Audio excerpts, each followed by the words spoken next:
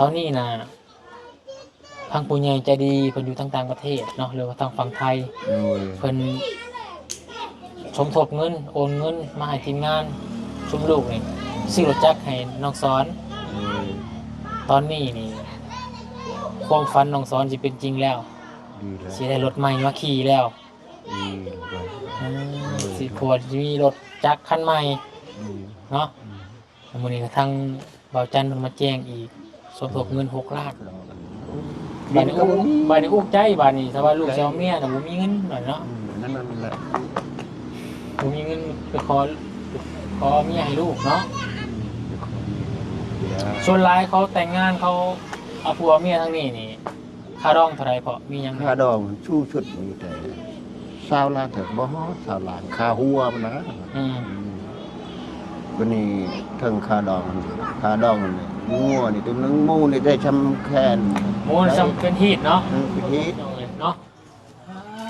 โธ่กำลังเป่าฟืนเป่าไฟนึ่งข้าวนึ่งน้ำอยู่พี่น้องเอ้ยสบายดีโอ้ยนึ่งข้าวออกแล้วนี่ FC บ่ออกแน่แล้วมันจังควรมันออกเด้มันถึกขอบใจอายหลายๆคันอายบ่ได้มาสุดมาซอยก็น้องก็บ่มีวันนี้ดอกสิได้เฮือนได้ซ่านนำอายดอกคันอายบุญบ่ได้มาซอยก็น้องก็บ่มีห้องน้ำห้องนายและคันอายบ่ได้มาสะพานบุญให้ก็ให้อยู่ดีมีแฮงเด้ออายเด้อกับ FC ทุกคนก็คือกันจะดีเพิ่นแล้วเนาะโดยก็ให้อยู่ดีมีแฮงคือซ้ำเฮาบ่มีนี่แหละเฮาเสียเปรียบกับยาและค่อยบ่มีค่อยถ้าฮู้จักเสียเปรียบเฮาบ่ได้ไปใช้มาใช้แล้วบ่มีรถบ่มีรางคือเขานั่นแหละเอาเนาะแต่อดเอาแต่กันตัวนี้แหละมาฮอดจอดเถิด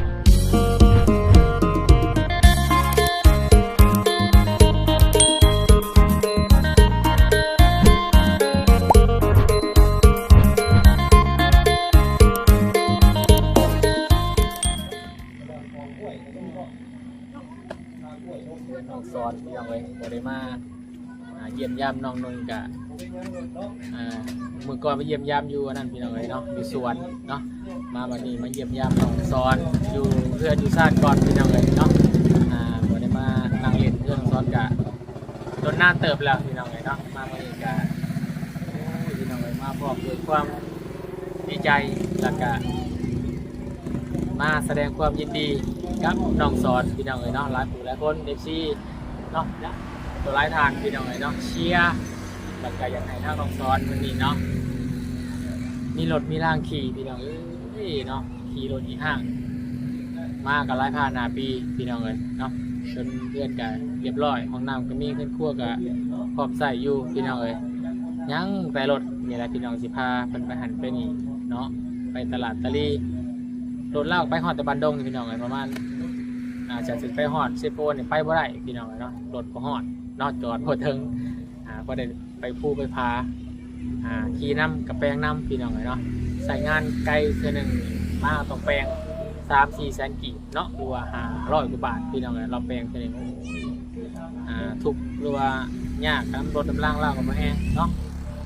มาวันนี้พี่น้องเลยเนาะทางบนเองกะสิมาแสดงความยินดีพี่น้องเนาะกับน้องสอนด้วยพี่น้องเด้อเพราะว่านี่ทางบนกะมีประมาณ 2,000 บาทเนาะจากแม่ทวัลรัตน์อยู่ประเทศเมียนมา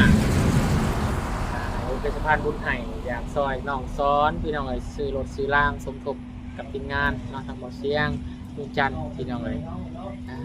แล้วก็ทางบ่บุญรถป่า4 ล้านบ่พี่น้องเนาะ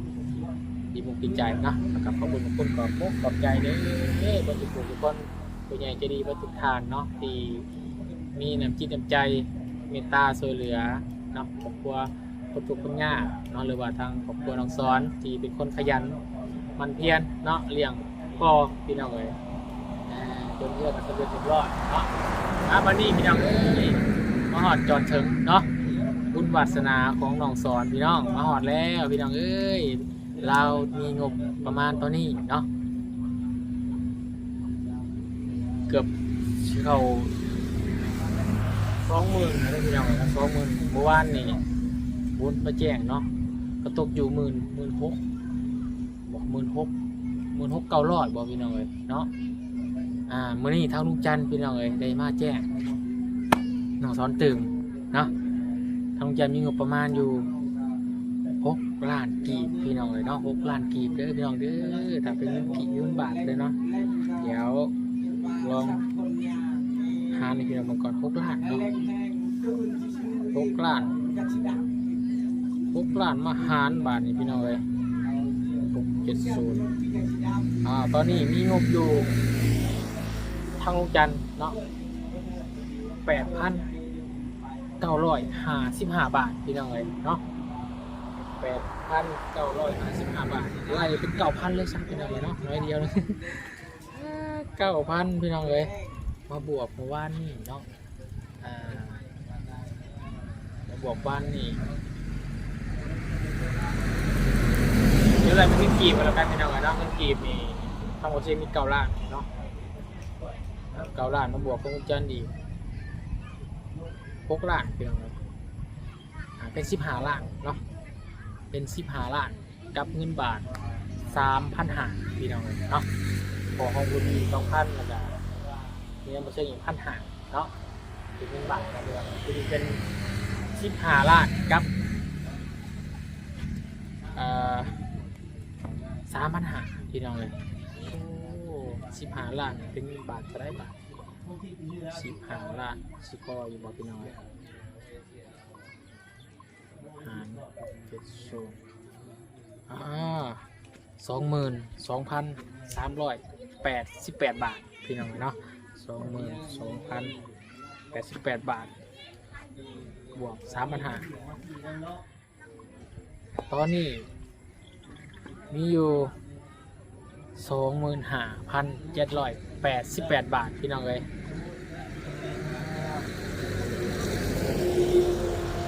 เป็นเงินบาทเป็นเงินกีบตกอยู่17 ล้านเนาะ17 ล้านพี่น้องเลยไอ้ข้าวที่พี่น้องเรียนเดินมือบุกกันเนาะเรียนกันแต่มือบุกกันคือว่าโอเคเลยพี่น้องเนาะถ้าว่ารถคือโทรไปที่ชื่อให้กับน้องแช่เนาะน้องทาน้องไม้เนาะหรือว่าน้องน้ำทา5 ล้านเนาะอีกตามปีพี่น้องเลยเนาะสำนีกะดีใจหลายพี่น้องเลยเนาะกะถ้าเป็นไปได้เนาะพี่น้องเลยแต่มันกะอยากได้รุ่นดีๆเลยเนาะรุ่นที่ว่า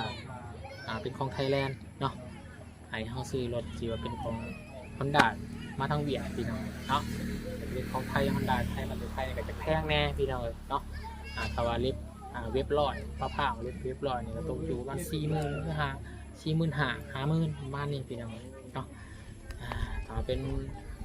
รถขึ้นรถเบาไล่นี่ลอยเสาหาเนาะมันก็จะแพงพี่น้องก็เป็นรถใหม่ตรงจุด7-8 หมื่นเนาะโอ้ได้สำนีก็เป็นบุญแล้วพี่น้องเลยเนาะทางน้องสอนพี่น้องเด้อเอา เดี๋ยวจะไปทำความรู้สึกร่วมกันพี่น้องเราจะดีใจสำเร็จพี่น้องเลยเนาะเอาขอดูในพี่น้องเด้อขอกราบทักทายสบายดีพ่อแม่พี่น้องเนาะสบายดีมาเพื่อนกันเบิร์ดสุขุมสุขคนสบายดี FC ผู้ใหญ่จีบุญก็ทุกท่านเด้อยินดีต้อนรับเข้าสู่ช่อง YouTube ปาบุญวันพี่น้องเลยเนาะขอบคุณขอบใจสำหรับการตามรับชมเนาะเป็นกำลังใจกับปาบุญสารวัตรตลอดมาพี่น้องเลยทีมงานเขาก็สุขุมสุขคนเป็นกำลังใจกับน้องซ้อนเนาะเชื่อว่าเนาะหลายคนละคนออกจะยิ้มแย้มแจ่มใสแน่นอนสำหรับเป็น FC ของน้องซ้อนกันพี่น้องเลยเนาะเป็นมือดีมืองามเนาะเป็นมือที่งบประมาณเขามาได้20,000 บาทพี่น้องเนาะเอายิ้มดีใจได้ยังเด้อขอบคุณคุณผมกับใจทางพอใจดีจากช่องลุงจันทร์พี่น้องนะดีสวยๆทางน้องสอนกันนอกจากขอให้ได้บุญได้กุศลสอนเรื่องของคนเนี่ยคนขาดแค้นเนาะให้ได้บุญได้กุศลกลับคืนหาครอบครัวของทานรู้ของพ่อของแม่ใจดีทุกคนมีความสุขความเจริญสุขกายสบายใจเนาะอาการวันนี้นอกจากพากันไหวอะไรพี่น้องเนาะทางบุญกับได้เบิ่งคลิปติดตามคลิปทางฝั่งไทยเนาะทางบ่าวบุญบันปลาบ่าวเตียงบ่าวเงาหรือว่าหลวงพี่เงาพี่น้องเลยเนาะกาสาธุอนุโมทนาเด้อทางบ่าวบุญทางหลวงพี่เงาพี่น้องเลยเนาะที่ได้บวชหน้าไฟนะครับอ้ายตัวคนไหนยังพี่น้องเลยเนาะประชุมเพิ่มบอกพี่น้องเลย คุณก็บอกว่าเป็นเนาะทรงทางอ้ายน้องซ้อนคือสวรรค์สันฟ้าเนาะไปสู่ภพภูมิที่สุขติเนาะคือว่ามื้ออื่นบ่สิเดินทางหรือว่าจังไดก็ขอบคุณพี่ดำเด้อพี่ดำทุกท่านพี่น้องเลยเนาะหลังจากสวยเรือทางบุญแล้วสวยเรือทางบุญบนฟ้ามามีลูกพี่ยาวอีกเนาะเป็นบุญกุศลเด้อลุงพี่ทางพี่ดำเนาะพี่ดำทุกท่านเด้อขอบใจหลายพี่น้องเลยเนาะไปซ้อมๆกับวันพี่น้องให้เขาคุมของเราก่อนกันไปดีด้วยกันน้องซ้อนมาไปทางตัวพอเนาะสบายดีตัวพอสบายดีโอ้ยพี่น้องเลยเนาะเป็นยังไงตัวพออยู่ดีไม่แห้งอยู่บ่สบายดีอยู่เนาะพี่จะได้เนี่ยบ่ได้เห็นกันดนล่ะพี่น้องเนาะทางพอก็ได้อยู่ดีไม่แห้งอยู่เนาะอยู่ดีอยู่เนี่ยบ่เจ็บบ่ไข้ก็ดีแล้วเนาะพอเนาะดีแล้วมื้อนี้ทั้งพ่อเอ้ยได้ฮู้ข่าวแล้วพ่อฮู้ข่าวน้องซ้อนเพิ่นนี่ฝ่ายทางทีมงานตอนนี้กำลังรวบรวมเงินซื้อรถจักรใหม่ให้ลูกเจ้าดีนะก็ดีลูกเอ้ยพอไปฮู้แล้วบ่เพิ่นได้เงินเท่าไหร่ตอนนี้ญาติฮู้กับเขาบ่ฮู้เนาะบอกญาติมันใหญ่มาแล้วลูกเอ้ยแต่ว่าพอละเท่าไปลงเท่าไปมาจ้าเอาไปกินกับลูกบ่ได้ชอนให้มันเอาเมียดีใจไม่ได้ให้ลูกเอาเมียตอนนี้เนาะนั่นแหละอยู่กับพ่อเพราะว่านี่พ่อก็เฒ่าแล้วพี่น้องเนาะแต่จะให้ลูกเป็นฟังเป็นฟ้าเนาะลูกพ่อทุกคนก็ต้องแบบนั้นอยู่แล้วพี่น้องตอนนี้นะทางผู้ใหญ่ใจดีเพิ่นอยู่ต่างประเทศเนาะหรือว่าทางฝั่งไทยเพิ่นสมทบเงินโอนเงินมาให้ทีมงานชุมลูกนี่ซื้อรถจักรให้น้องซ้อนตอนนี้นี่ความฝันน้องซ้อนสิเป็นจริงแล้วสิได้รถใหม่มาขี่แล้วสิพอมีรถจักรคันใหม่เนาะมื้อนี้ก็ทางบ่าวจันทร์เพิ่นมาแจ้งอีกสมทบเงิน6 ล้านหาเงินเก่าอีก9 ล้านพอดีเป็น15 ล้าน15 ล้านเงินบาทอีก3,500ก็ถือว่าถ้าว่าซื้อรถทั่วไปคือของลูกไผ่เจ้านี่ของไอ้ร้านเจ้านี่สมันก็ได้แล้วรถจักรโดยนี่ได้ตามเลยใส่ลูกพ่อก็มีอย่างหาเงินกับบ่ได้ครับความรู้สึกของพ่อตอนนี้นี่อยากให้น้องสาวมันมีเมียเนาะโดยทั้งนั้นแต่ว่ายุ่งเงินแต่งแล้วที่หาได้หาได้มีกระดินกระดอกคือหมู่คงใครแน่ขายกระดินกระดอกบ้านนี้อุกใจบ้านนี้ถ้าว่าลูกจะเอาเมียน่ะบ่มีเงินหน่อยเนาะนั่นแหละบ่มีเงินไปขอเมียให้ลูกเนาะส่วนหลายเขาแต่งงานเขาเอาผัวเมียทั้งนี้นี่ค่าดองเท่าไหร่พอมียังค่าดองชู้ชุดมีแต่20 ล้านแต่บ่ฮอด20 ล้านค่าหัวมันนะวันนี้ทั้งค่าดองนี่งัวนี่ตัวนึงหมูนี่ได้ชำแค้นหมูชำเป็นฮีทเนาะเป็นฮีทงัวนั่นก็ต่างศีลเนาะก็คือมีหมูระวัง50 โลเนาะวันนี้ก็ย่างงัวมันอยู่เขาไก่12 โตหมดตัวนั้นไก่12 โตเนาะหมูนี่ตัวนึงหมูตัวนึงนี่ชั้นนี้แต่ว่ามีหมูตัว50 โลเนี่ยบ่เอางัวก็ได้ไปเอาก็ได้แต่ว่ามีหมูบ่มีหมู50 โลน่ะเอาหมูซ้ำแค่ซ้ำค้านี่ก็ได้เนาะแล้วมีงัวตัวนึงค่าดองนี่ประมาณสูงสุดนี่20 ล้านเนาะ20 ล้านมันมีฮอดดอกคำแม่มีมันยังบ่มีคำบ่มีเนาะบาทบ่มีคำมีหยังเนาะเท่านั้นค่าหัวเนี่ยแต่บ่ฮอดบางคนก็10 ล้านก็อิงตามคนเว้าแล้วก็ดีคนก็บ่ดีว่าบ่ดีบ่ถือแพงก็จะได้บางคนก็ลดพร10 ล้านก็มีเท่านั้น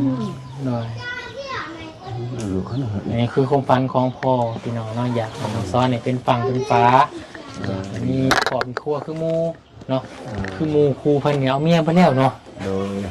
ยังเป็นน้องซ้อนเพิ่นแล้วยังบ่มีเมียนำหมู่เนาะเป็นหยังพ่อเราจังบ่เอาเท่าเลยเวียกบ่ไหวเพราะ ไอ้ลูกน้องซ้อนเนี่ยเป็นยังคือเราคือบ่อยากได้เมีย นักแล้ว เคยถามลูกอยู่ป่ะ บัวเคยถามมันการถามคือมันเอาตามใจมันเองงานถาม ก็คือนั่นนี่น้องซ้อนมันกะเรื่องเมียนี่กะจะได้อยู่พี่น้องแต่ว่าปลุกใจที่ว่าบ่มีเนาะ นั่นแหละ บ่มีเงินแต่งเขาอย่าเบิ่งเขาบ่กุ้มกฎหมายของเรานะ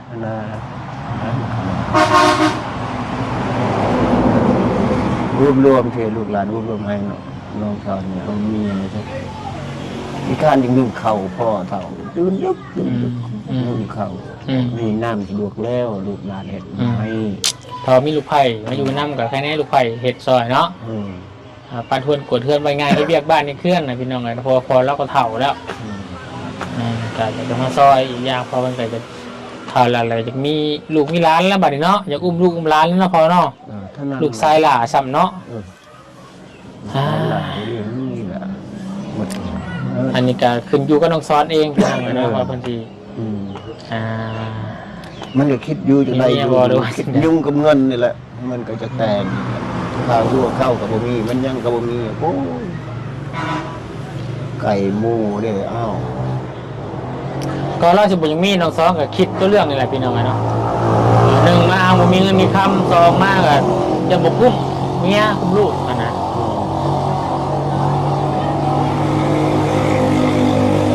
เรานำมาคิดคือกันนี่พี่น้องบางทีเราซ้อนเราคิดกันอย่าง แต่มันได้ลูกได้เต้านี่มันเฮ็ดเองให้ชวนมันมัดไม่ได้ก็เฮ็ดนั่นเฮามีชวนเฮ็ดชวนนี่ช่างมันเฮาเฮ็ดมันมันแหละเขาคุมเขาเฮ็ดเองส่วนหลานก็มีอยู่เฮ็ดทางแป้งอยู่น่ะเดือน10เฮ็ดแป้งทางอีกลงกู บัดนี้มีลูกชายสิมีรถจักรนี่พ่อดีใจบ่ ดีใจแหละลูกดีนะ พอรถพ่อคันนี้ซื้อมาจากปีแหละ 4 ปีเลยจักรได้เที่ยวเพแล้ว ซื้อรถมือสองคนบ่ มือทองเขา ซื้อจากล้านพอ 3 ล้าน 3 ล้าน เมื่อได้ขี่3 มือเอาได้แป้งอีกโอ้ ขี่3 มือแม่นแป้งเนาะ 2 แสน1.5 แสน หาเงินแป้งรถก็บ่แห้งเนาะ ไปแปลงมาได้ขายมันได้ดุลได้ชนีได้ขายมันเท่าไหร่มันแปลงหมดล้าน2ก็ดุลรถขี้ดุลเท่านี้เทบันไดในคือกล้วยแน่คือมีช่องเครือนี่ไปยุ่งนั่นมันให้ลูกหลานอุ้มรวมมันจะให้เอาเมียอย่าไปดูเป็นโชดนู้ยากอันนี้ ว่าคนโชว์ลายเท่านี้นะอายุสำนองซ้อนเพิ่นเอาเมียไปเลยเนาะ โอ้ ลูก1ลูก2มาเนาะ พออายุมันเกิดปีปี 2010มันก็ 2010 แม่มันตายปี 2013อายุมัน3 ขวบยังน้อยนี่คิงนี่หาแม่ไปใช้โอ้ตาย่อยลงอันนั้นคือเรื่อง เรานี่อายุ3 ปีแม่เสียแล้วก็มาถามพ่อว่าแม่ไปใช้ป่ะ ถามพ่อแม่ไปใช้พ่อแม่ไปใช้โอ้น้ำตาตกขนาดพ่อแห้งลูกก็ยังน้อยผู้ก็ได้พัวหันไงแล้วหันได้อะไรทำมีกลัวอะไรทำเขาเป็นให้เขา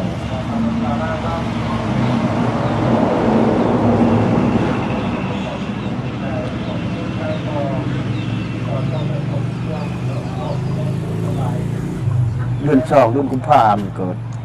มันเกิดเดือนกุมภาพันธ์เดือนเกิดชอบตายก็ต้องคิดร้ายดอกพอเนาะจะหอดหน้าเพิ่นก็มีเองอะลูกเมียก็ได้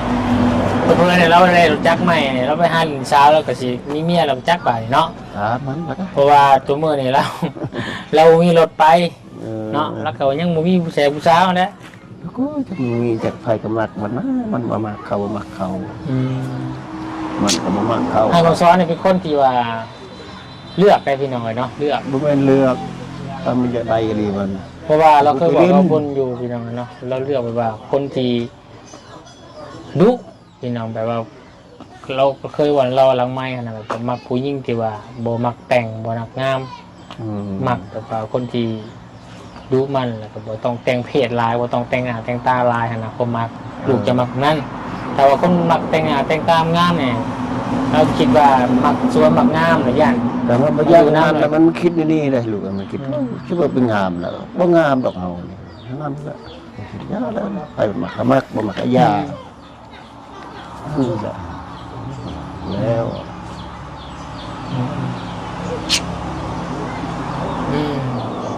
แต่งตัวก็คือดอกนี่แบบคนสั่งคนชายจะกลับคนชายยังเล็ก พอได้ค่ะเรายังกินเก่าป่ะ นะ กินเก่าเนาะ บอกแล้ว แล้วโดนกินเถื่อเนาะ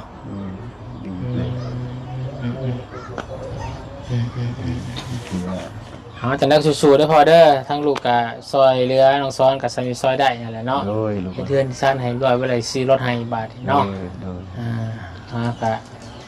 บุญของน้องซ้อนเพื่อนนั่นแหละพี่น้องเนาะ โดย เอาสู้ๆได้พอเด้ออยู่ดีไม่แห้งเด้อ โด ส ย บายดีเปิดไปหาน้องซ้อนก่อนเนาะ โดย คนดีใจสำเร็จที่พี่น้องเรามีเงินประมาณครบแล้วพี่น้องเลยอยู่ตรงใดดิควรกลุ่มอยู่เพื่อนคั่วบ่พี่น้องเลยเนาะโธ่กำลังเป่าฟืนเป่าไฟหนึ่งข้าวหนึ่งน้ำอยู่พี่น้องเลยสบายดี โอ้ยหนึ่งข้าว ออกแล้วนี่ FC บอกออกนะแบน แน่แล้วมันจังควรมันออกเด้ เดี๋ยวเลย มันทึบแล้วควรมันระบายออกยาก เดี๋ยว ใช่แน่แล้วบาทนี้พี่น้องเลยโอ้ยหนึ่งข้าวแรงได้ยังกินมื้อนี้ ไข่กับเขียดพอคอยไปการ ไข่กับเขียดเนาะ เลย โธ่พี่น้องเลยเนาะยิ้มแย้มแป้มระบาดเนาะ เลย ฮะ เป็นไงเมื่อกี้บอกจันมายังเมื่อกี้นี่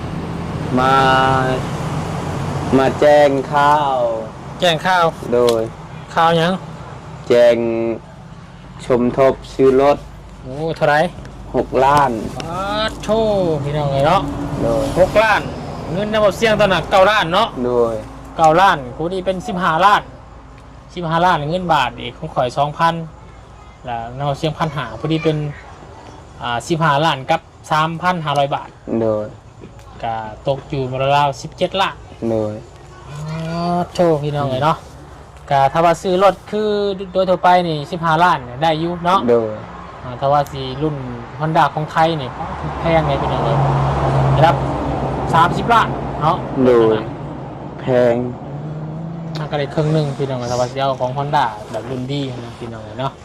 แต่ก็โอ้เนาะมันก็ก็สิครบสำนักกับมันหาเงินยากเลยพี่น้องเนาะ โดย ได้สำไรก็เอาเนาะน้องเนาะ โดยได้สำได้ก็เอาสำนั้นพอได้ขี่พอ บริคีตัวไปคือรถน้องน้ำเนาะน้องน้ำน้องพาน้องไม้น้องแช่รุ่นโซล่าเขาอยู่นี่มีแต่ขี่รถแบบนั้นเนาะ โดยแบบลายรุ่นแล้วเฮาอยากเอาเฮาเป็นผู้ชายเด็กผู้หญิงขี่รถแบบนั้นที่ พี่น้องเนาะมีแต่เอาเราติดตามมือกันพี่น้องเลยนะสิว่าจังใด โดย จะได้ก็ดีใจน้องเด้อ โดย ดีใจน้ำละลาย โด โอ้ ย ยเนาะ ขอบใจอายหลายๆคันอายบ่ได้มาสุดมาซอยก็น้องก็บ่มีวันนี้ดอกสิได้เฮือนได้ซ่านนำอายดอกคันอายบุญบ่ได้มาซอยก็น้องก็บ่มีห้องน้ำห้องในและก็คันอายบ่ได้มาสะพานบุญให้ก็ให้อยู่ดีมีแฮงเด้ออายเด้อกับ FC ทุกคนก็คือกัน จะดีพันแล้วเนาะ โดยขอให้อยู่ดีมีแหงหมัดทุกคนเด้อ FC ทุกคนแลกับป้าลุงขอให้อยู่ดีมีแหงสุขภาพแข็งแรงหมัดทุกคนเด้อสาธุ เพราะว่าความฝันของอ้ายหรือว่าทีมงานนี่ก็อยากให้น้องซ้อนมีรถมีร่างพี่น้องขี่บ้านไปนี่แหละรถลากอ่ะขี่2-3 เทื่อแป้งเนาะ โดย หาเงินแปลงรถกับพอแห้งเลยพี่น้องเทื่อ3-4 แสนมันก็โอ้ยเนาะ เงินที่เบาเสียงให้คอยมื้อนั้นคอยแป้ง4แสนแล้ว 4 แสนแล้ว เหลือ6แสน โอ้ยเนาะเอาไปประมาณเนี่ยเงินบริหารซื้อหยังซ้ำซื้อแต่เครื่องช่างแปลงรถเนาะ โดย มันก็เลยโอ้ยมันก็จะทุกข์แล้วพี่น้องเลยเนาะ ถ้าเฮาบ่ได้แป้งก็มันเพก็เฮาบ่ได้แก้นั่นแก้นี่มันลำบาก อันนี้ไปบ้านดงก็รถอีห้างนั่นแหละบางเทื่อไปซื้อข้าวของแล้วเขาเบิ้งได้คอยเด้เขาเบิ้งเขายิ้มคอยกันเชยคอยไม่ได้คิดยังคอยคิดว่าคอยบ่มีก็คอยขี้ห้างนี่แหละเขาสิแนมในใดก็ช่างเขาคอยบ่เกี่ยวคอยบ่ชนเลยคอยไปเชยก็คิดนานๆได้คอยrồiดีละพี่น้องเนาะ กันเฮาได้เฮาขี้เฮาบ่ได้เฮาขี้ห้างนี่หมู่อยู่บ้านเฮาเขาบ่ไปดอกคอยเสียเปรียบขี้ห้างโอ้ยเฮาบ่ได้เสียเปรียบดอกเฮาบ่มีเฮาขี้ซ้ำเฮาบ่มีนี่แหละเฮาเสียเปรียบก็ยาและคอยบ่มีคอยถ้าฮู้จักเสียเปรียบเฮาบ่ได้ไปใช้มาใช้แล้วบ่มีรถบ่มีรางคือเขานั่นแหละเนาะแต่อดเอาแต่กับตัวนี้แหละมาหอดจอดถึงเลยพี่น้องเลยเนาะรถคันใหม่พี่น้องเลยนอกจากเดี๋ยวปรึกษาทีมงานเบิ่งเนาะเอาแบบไกลพี่น้องเลยเนาะได้จนกับคักแล้วเนาะน้องสอนเนาะให้คุยห่างจ้ะเมื่อกี้กับลมมันกระทึกเนาะเมื่อกี้เนาะมันแตกก็พี่น้องเลยเดี๋ยวไปจอดไก่ไฟเด้อรถลากับพี่น้องซื้อชีวิตอะไรรถมูลรถมั่งรถพ่อซื้อให้ขายมันบอกโดยรถขายมันพอซื้อรถคันนึงเพียง3 ล้านโอ้ย3 ล้านก็ซื้อรถแบบในบ้านคนในบ้านนี่แหละขายเห็นและเขาซื้อรถนี่ตะกี้หัน15 ล้านและดนและเห็นมันเก่าแล้วเขาขายให้เฮาอีกเชื่อเฮาก็ขี้แน่แต่เบ็ดหันบ่ได้มีหยังบ่ได้มียะแบบนั้นบ่ยะมัดกล้วยมัดหยังอันนี้เขาจอดไอ้ซื้อข้าวก็ซื้อรถใหม่แหละซื้อรถใหม่19 ล้านแล้วซื้อรถใหม่เราขายรถตัวนี้เฮาก็ขี่รถลาวพอเอาไปได้สู้ๆเอาเป็นยังไงเนาะบัดนี้แล้วนี่เนาะขี่ได้รถล่างแบบบ่เสียเปรียบแล้วบัดนี้เนาะสิรถงามแล้วเนาะบ่ได้คิดหยังนะเฮาสาวก็มักแล้วบาดนี่เฮาบ่มีจักสิเสียเปรียบในใดก็คิดว่าโอ้ยเฮาคิดเสียเปรียบไปใช้มาใช้แหละคิดแต่เรื่องเสียเปรียบตลอดถามพ่อเจ้าเมื่อกี้ว่าความฝันของพ่อเจ้าน่ะอยากให้เจ้าได้เมียโดยเพราะว่าพ่อก็เฒ่าแล้วเราอยากให้ลูกแล้วเป็นฝั่งเป็นพามีลูกมีเมียมีครอบมีครัวว่าซั่นจักเจ้าคิดจังได๋น้องสอนน่ะจักสิเอาบ่เอาแล้วอ่ะเนาะอันนี้น้องซ้อนกับมวยน้องซ้อนเลือกพี่น้องเนาะกับยังบุคคลบุพอคนถือใจเนาะสเปคน้องซ้อนเนี่ยแบบใดน้องซ้อนแบบว่านิสัยแบบใดแบบเป็นประมาณใดผู้หญิงจักประมาณใดเราก็ฮู้กันประมาณเมื่อไหร่ชาวว่าเป็นคนดีเนาะนิสัยดีว่าดูมันบ่เนาะบ่เลือกคนงามขี้ร้ายเนาะโดยขอเพียงแต่นิสัยดีบ่โดยเอาลองเบิ่งพี่น้องเนาะก็สายแน่นยังบ่เกิดพี่น้องถ้าว่าสายแน่นเกิดนี่เลือกบ่ได้ล่ะมันยังสิมีดอกเนาะเฮาก็คือบุญนี่แล้วบ่คิดบ่ฝันว่าสิได้มาอยู่เซโนพี่น้องบ้านมึงก็อยู่สารวัตรเนาะแต่ก็ยังมาพ่อมาได้เมียอีพี่เนาะบ่คิดบ่ฝันพี่น้องเอ้ยเนาะมันก็สิพอเฮาสายแน่นมันตรงกันแล้วมันก็สิพอกันเองล่ะพี่น้องเนาะเรื่องคู่ก็ได้แต่ก็อยากให้เบิ่งดีเนาะเพื่อความอยู่นอกไปเพ่งได้เนาะกายจุดตาตลอดสิหายหย่อนเนาะโดย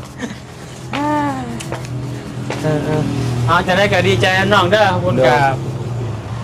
มาแย่งสมทบหมู่บ้านใน 2,000 เนาะก็ดีใจน้องซ้อนในหลายพี่น้องไว้สิได้รถใหม่มาขี่แล้วเนาะเอาจะได้ก็สู้ๆเนาะเดี๋ยวถ่ายเบิ่งกีตาร์เบิ่งกันว่าสิรถในรถแบบไหนคันแบบไหนเนาะรุ่นบนกันน้องซ้อนเด้อเอาดีใจเมื่อไรเด้อสบายดีเด้อสบายดีมาเด้อ FC หมดทุกท่านและกับปาลุงเด้อขอให้อยู่ดีมีแรงหมดทุกคนนั่นส่วนหลายขอให้สุขภาพแข็งแรงหมดทุกคนเด้อและกับเบาบุญเบาจันทร์เบาเวลานำและกับทุกคนทีมงานขอให้โชคดีหมดขอให้อยู่ดีมีแรงหมดทุกคนเด้อสาธุดีใจนำเวลาน้องซ้อนเนาะ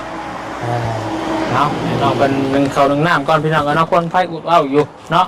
จักเราสิให้ได้ดีใจดีรู้จักใหม่หรือบ่หรือว่าคนไฟเขาตาพี่น้องเลยเนาะ เอาแต่กระดิมุกที่แจมน้องสอนเด้อพี่น้องเด้อเนาะก็ได้งบประมาณแล้วเล่า20,000 กว่าบาทแล้วพี่น้องเอ้ยเนาะก็ติดตามเหมือนกันเนาะทางน้องกันสิได้ลดแบบใดติดตามเหมือนกันทีมงานเนาะสำหรับคลิปนี้ก็ไปแล้วพี่น้องสบายดีเด้อพี่น้องทุกคนเด้ออยู่ดีมีแห้งพี่น้องเอ้ย